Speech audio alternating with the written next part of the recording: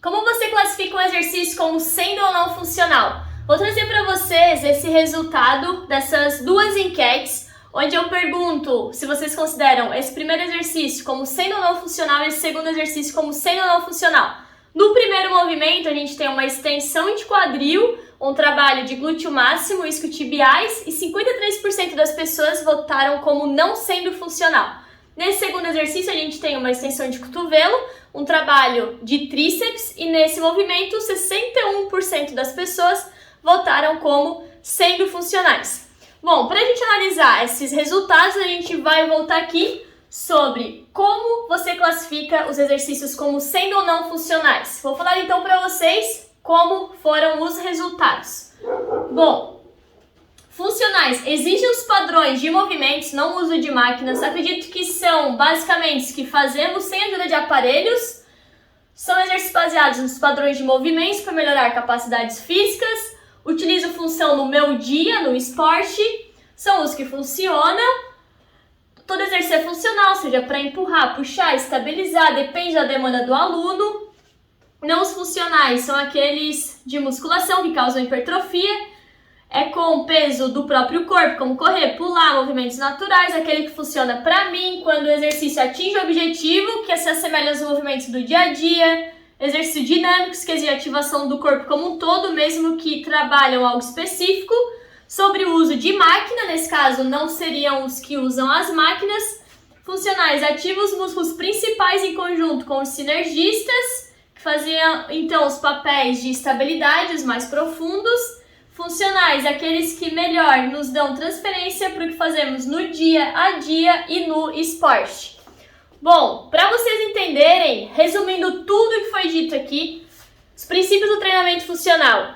Primeiramente, a gente tem que pensar que são os exercícios que trabalham os padrões básicos de movimento, como agachar, empurrar, puxar, rodar, movimentos que a gente faz no dia a dia, ou seja, a gente utiliza os pés contra o chão, a gente realiza movimentos com o braço para frente, para trás, para cima, para baixo, a gente pega o objeto do chão e empurra esse objeto, a gente tem os gestos de rotações em maioria dos movimentos que a gente realiza e nos gestos esportivos. Porém, a gente tem que ter um cuidado aqui só em falar sobre calistenia, não é considerado funcional, mas sim, calistenia é considerado funcional, porque nos exercícios calistênicos a gente usa todo o nosso corpo para realizar esse movimento.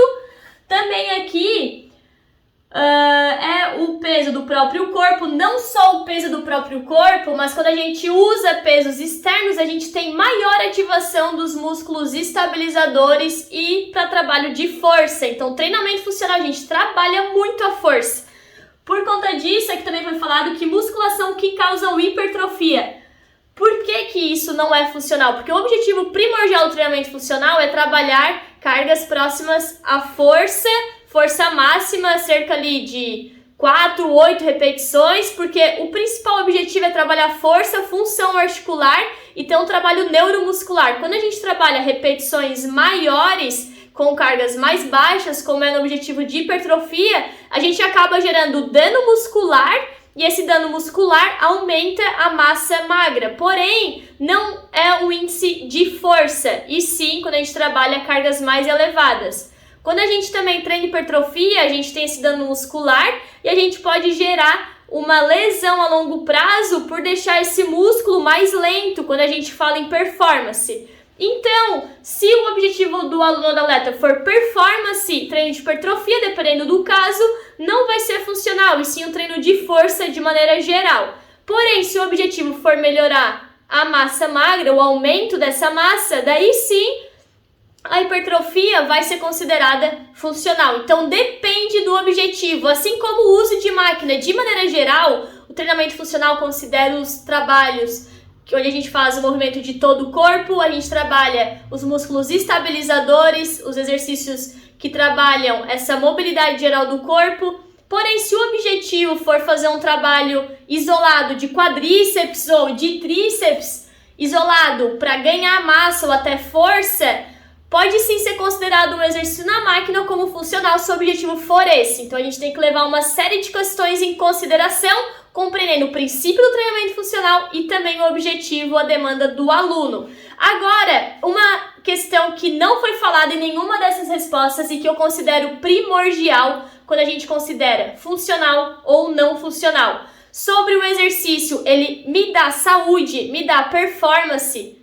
A gente tem que pensar sobre isso. Nesses dois exercícios aqui, eles podem nos dar o objetivo principal, que é o trabalho de isquiotibiais na extensão de quadril e o trabalho de tríceps na extensão de cotovelo. Porém, o meu corpo está numa posição que vai me dar a longo prazo saúde para o meu corpo.